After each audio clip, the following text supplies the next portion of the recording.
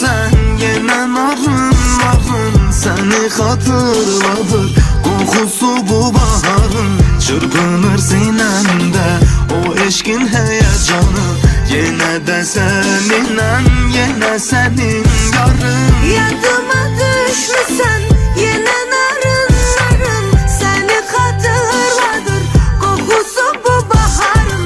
Çırpınır sinəmdə o eşqin həyəcanı, yenə də səninəm, yenə sənin yarın.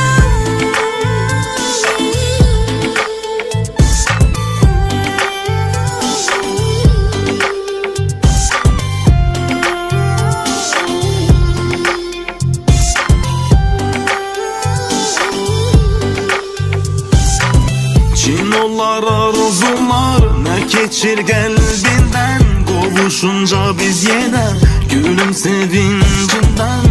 İslanır yanaqların, islanır yanaqların.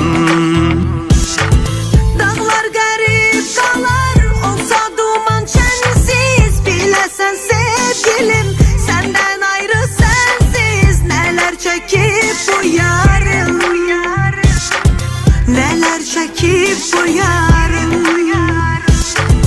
Yadıma düşmüsən yenə narın səni xatırladır qoxusu bu baharın.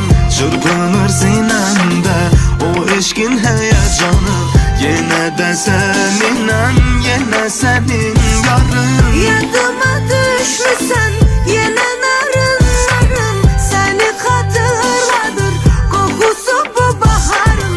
Çırpınır sinəmdə o eşqin həyəcanı, yenə də səninəm, yenə sənin yarım.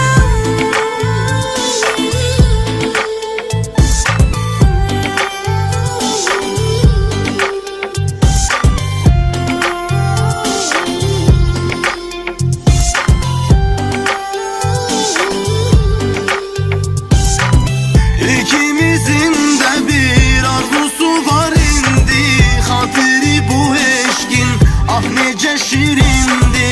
Anlamı uçaqları, anlamı uçaqları. Yadıma düşmüsən yenə narın səni xatırladır qoxusu bu baharın.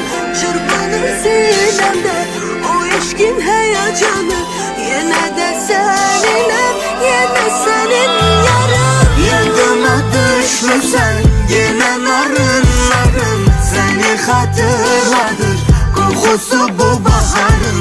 Çırpınır sinəmdə o eşqin həyəcanı, yenə də səninəm, yenə sənin yarın.